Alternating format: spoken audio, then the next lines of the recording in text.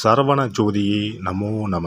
வாழ்க வையகம், வாழ்க வளமுடன். அனைத்து தமிழ் நெஞ்சங்களுக்கும் கனிவான வணக்கங்கள். நாம் இந்த பதிவில் பெயர்ச்சியாகும் சுக்கிர பகவானால் உங்கள் வாழ்வில் ஏற்படக்கூடிய சுப மற்றும் அசுப பலன்கள் என்ன என்பதனையும், அசுப பலன் ஏற்படுமாயின் ராசிக்காரர்கள் செய்ய வேண்டிய பரிகாரம் என்ன, வழிபட வேண்டிய தெய்வம் யார், வழிபடும் முறை என்ன என்பதனை பற்றியும் விரிவாக காண்போம். நடக்கப் போகும் இந்த பெயர்ச்சியால் உங்கள் வாழ்வில் வளமும் நலமும் செல்வ செழிப்பும் பெற்று வாழ்வின் உயரிய நிலையை அடைய எல்லாம் வல்ல எம்பெருமானை வேண்டி விரும்பி கேட்டுக்கொள்கிறேன்.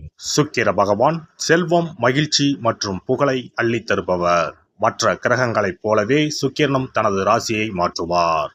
சுக்கிரன் என்றால் இன்பம். மனித வாழ்க்கையில் அன்பு, பாசம், காதல் ஆகிய 3 இன்பங்களை அளிக்கக்கூடியவர் சுக்கிர பகவான். சுக்கிரன் சுகபோகங்களின் அதிபதி. சுக்கிர பகவான் மனைவி யோகம் தருபவர். ஆணுக்கு மனைவியை பற்றியும் பெண்ணுக்கு மன வாழ்க்கையை பற்றியும் சொல்லுகின்றவர். ஆகையால் சுக்கிர பகவான் நமது ஜாதக கட்டத்தில் நல்ல யோக அம்சத்துடன் இருப்பது அவசியம். இவருடைய தசா காலமான 20 வருடங்களில் மிகப்பெரிய ராஜயோக பலன்கள் உண்டாகும். இந்த சுக்கிர பெயர்ச்சியால் யாருக்கெல்லாம் சுக்கிர திசை அடிக்கப் போகிறது என்று பார்க்கலாம். வருகிற ஆகஸ்ட் மாதம் 26ஆம் தேதி சுக்கிர பகவான் பெயர்ச்சி அடையப் போகிறார். அடுத்த மாதம் செப்டம்பர் 20ஆம் தேதி வரை 26 நாட்கள் இந்த பயணம் தொடரும். இந்த சுக்கிர பெயர்ச்சியானது ஒரு சில ராசிக்காரர்களின் வாழ்வை புரட்டி போட போகிறது. துரோகத்தால் பிரிந்த கணவன் மனைவி, சகோதர சகோதரிகள் உறவு ஒன்று சேரப் போகிறது.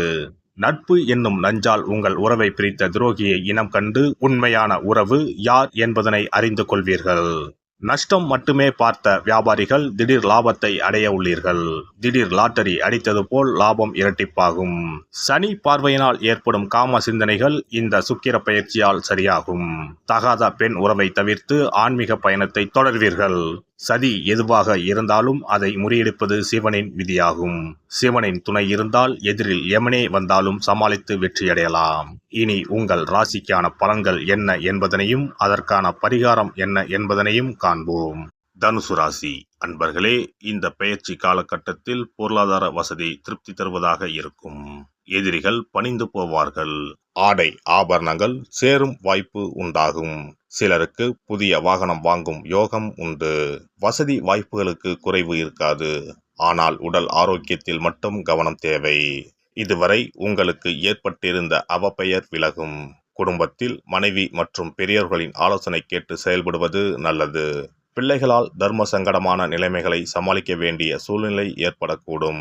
தந்தை வழியில் எதிர்பார்த்த காரியங்கள் முடிவதில் இழுபறியான நிலையே காணப்படும். அவருடன் கருத்து வேறுபாடு ஏற்பட வாய்ப்புள்ளதால் பொறுமையை கடைபிடிக்கவும். வீட்டிற்கு தேவையான அடிப்படை வசதிகளை ஏற்படுத்திக் கொள்வீர்கள். நவீன ரக மின்சார மின்னணு சாதனங்களை வாங்குவீர்கள். பழைய வாகனத்தை மாற்றி புதிய வாகனம் வாங்கும் யோகம் உண்டு. உறவினர்களால் அனுகூலம் ஏற்படும் என்றாலும் சில பிரச்சனைகளும் ஏற்படக்கூடும். சகோதரிகளின் அன்பும் ஆதரவும் உங்களுக்கு மகிழ்ச்சி தரும். தாய்மாமன் வகை உறவுகளால் சில தர்ம சங்கடமான சூழ்நிலையை எதிர்கொள்ள நேரிடும். அலுவலகத்தில் பணிச்சுமை அதிகரிக்கும். எதிர்பார்த்த சலுகைகள் கிடைப்பதில் தடை தாமதங்கள் ஏற்படக்கூடும்.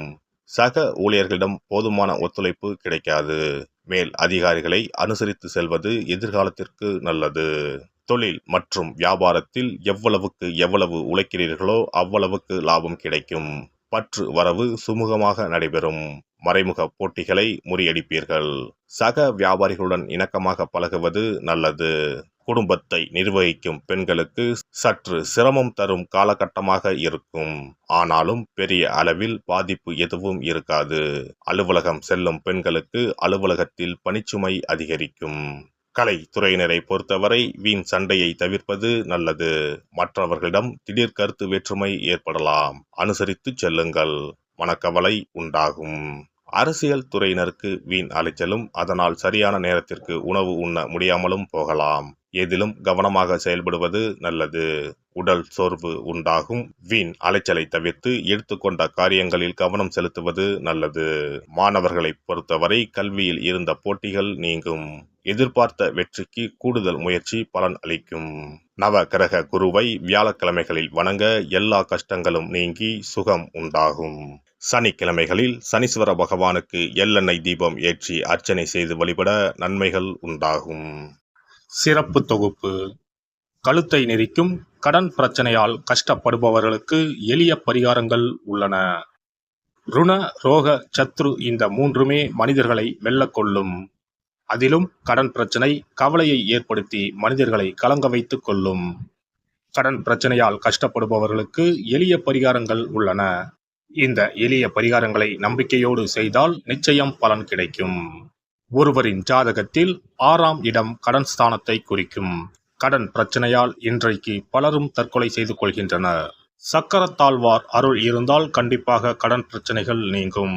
பெருமாள் கோவிலுக்கு சென்று சனி மற்றும் புதன்கிழமைகளில் சக்கரத்தாழ்வார் சன்னதியில் துளசி மாலை சாற்றி 12 முறை வலம் வர வேண்டும். ஒவ்வொரு முறை வலம் வரும் பொழுதும் கடன் தீர்வதற்கு மனமுருக நம்பிக்கையோடு வேண்டிக் கொள்ள வேண்டும். தொடர்ந்து 12 வாரங்கள் செய்தாலே கடன் பிரச்சனை தீர்ந்து மன நிம்மதி ஏற்படும். மேசராசியில் பிறந்தவர்கள் தயிரை கொண்டு இனிப்பு பலகாரம் செய்து ஒவ்வொரு வெள்ளிக்கிழமையும் மாலை வேளையில் பசுவுக்கு கொடுத்து வர கடன் பிரச்சனைகள் தீரும். விருச்சிக ராசியில் பிறந்தவர்கள் ஞாயிற்றுக்கிழமை அன்று லட்சுமி நரசிம்மருக்கு காய்ச்சிய பசும்பால் அல்லது பானகத்தை பிரசாதமாக வைக்க வேண்டும். 48 நாட்கள் இந்த பூஜையை செய்தால் கடன் தொல்லையில் இருந்து விடுபடலாம்.